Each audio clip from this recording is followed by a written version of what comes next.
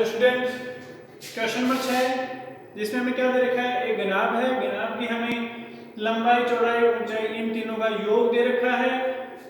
विकिरण की लंबाई दे रखी है और हमसे पूछा गया है गनाब का संपूर्ण पृष्ठीय क्षेत्रफल कि हमें गनाब का संपूर्ण पृष्ठीय क्षेत्रफल कितना होगा। वो चीज मतलब हमसे पूछा गया है ये चीज 2 गुणा LB plus BH plus HL, इसका मान अपने पास कितना आएगा।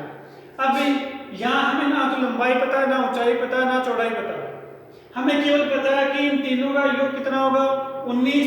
विकिरण की लंबाई कितनी आएगी 11 सेंटीमीटर। अब विकिरण की गनाब की विकिरण की लंबाई निकालने का फॉर्मूला कितना बनता है, गनाब के विकिरण की लंबाई, विकिरण की लंबाई निकालने का फॉर्मूला अपने पास कितना होता है, लंबाई स्क्वायर प्लस चौड़ाई स्क्वायर प्लस ऊंचाई स्क्वायर। अब लंबाई अपने पास कितनी है 11 centimetre, L square plus B square plus H square का अंडर। अब हमें वर्गमूल हटाने के लिए दोनों तरफ क्या करना पड़ेगा वर्ग। तो हम यहाँ लिख रहे हैं दोनों ओर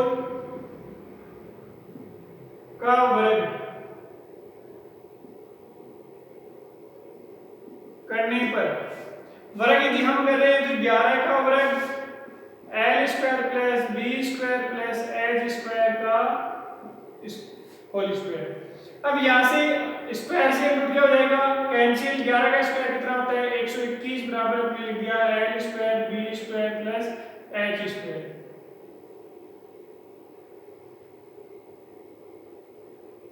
ग्यारह का स्क्वायर हो गया अपने पास 121। इसको हमने इक्वेशन कर दी फर्स्ट। एक हमें दे रखा था L plus B plus H बराबर लंबाई प्लस चौड़ाई प्लस ऊंचाई का योग हमें कितना दे रखा था 19 सेंटीमीटर।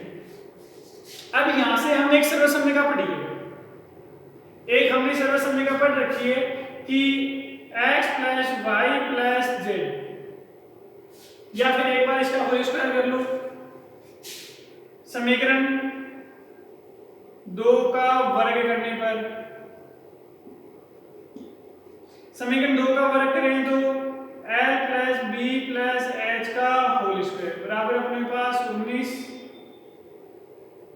का होल स्क्वायर। यहां से अपने पास कितना आ गया L plus B plus H का होल स्क्वायर बराबर अपने पास कितना आ गया 361। अपने पास कितना हो गया 361। अब यहां इसने अपने पास सर्वसम्मिका लगती है कि x plus y plus z का whole square, x plus y plus z का होल स्क्वायर। अपने पास एक सर्वसम्मिका होती है x plus y plus z का होल स्क्वायर।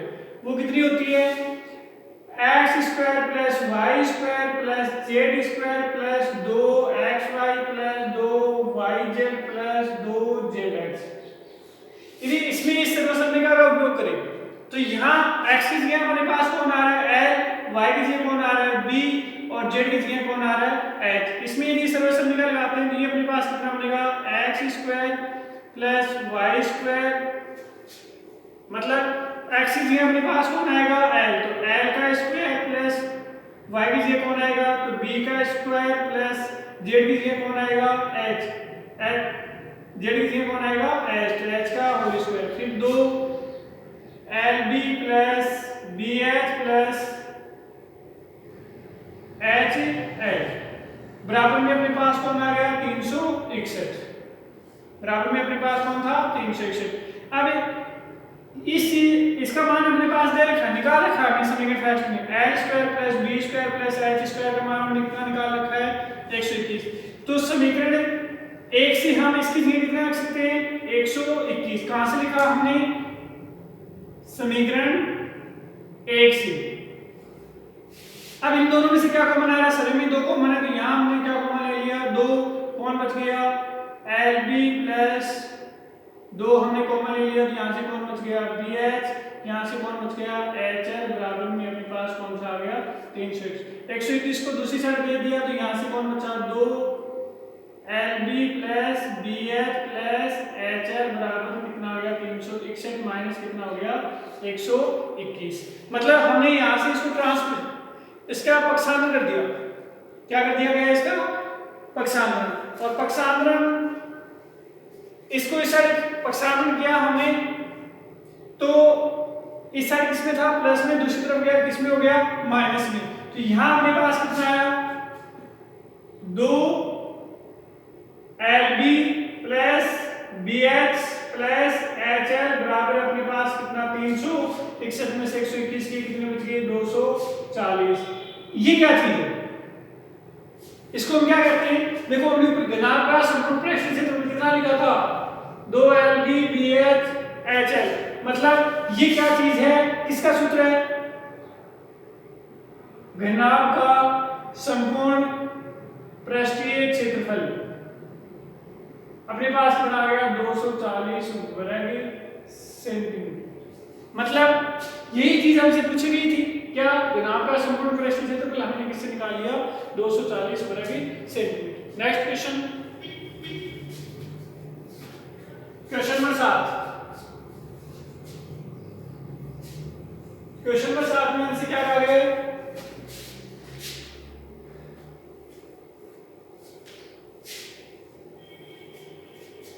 क्वेश्चन नंबर 7 में मेरे पास है कि 6 मीटर भुजा के वर्गाकार फर्श के कमरे में 180 घन मीटर हवा है और कमरे की ऊंचाई हमसे पूछी गई है। तो यहां से हमें क्या क्या दे रखा है, कमरे के फर्श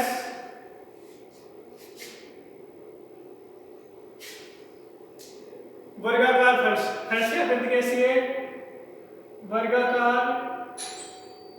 फर्श की भुजा, वर्गाकार फर्श की भुजा हमें कितनी दे रखी है 6 मीटर। फिर हमें क्या रखा है, कमरे के अंदर हवा, कमरे के अंदर हवा का आयतन, हवा का आयतन हमें दे रखा है 180 घन मीटर।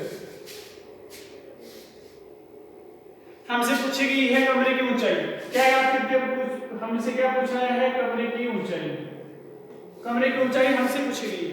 तो यहाँ हमें कमरे के जो फर्श है उसकी आकृति कैसी है, वर्गाकार, उसकी भुजा हमने कितनी दे रखी है 6 मीटर।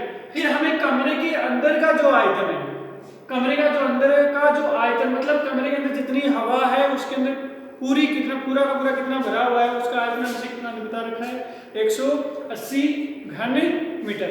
मतलब कमरे का जो आयतन, कमरे का आयतन कितना होगा, कमरे के अंदर की हवा के आयतन के बराबर। कमरे का आयतन कितना है, कमरे के अंदर जितनी हवा है उतना ही आयतन किसका होगा, कमरे का आयतन। अब कमरे का आयतन निकालने का फॉर्मूला अपने पास, कमरे का जो अपने पास कमरा है उसका अंदर जितनी हवा है टोटल उतना ही आयतन किसका होगा, कमरे का। अब फर्श तो कितना है वर्गाकार है, लेकिन कमरे की ऊंचाई हमसे पूछ रहा है, तो कमरे की आकृति कैसी बनेगी, घनाभ जैसी। मतलब यहाँ कमरे का जो आयतन निकालने का फॉर्मूला हम कौन सा सूत्र लगाएंगे, इसकी कमरे की आकृति कैसी बनेगी, घनाभ जैसी। तो घनाभ का आयतन निकालने का फॉर्मूला कितना होता है, लंबाई गुणा चौड़ाई गुणा ऊंचाई। अब कमरे के अंदर कितनी हवा है उसका आयतन हमें क्वेश्चन में दे रखा है, कितना है 180 घन मीटर। अब दिक्कत आ रही, ऊंचाई हमसे पूछी गई है लंबाई और चौड़ाई में।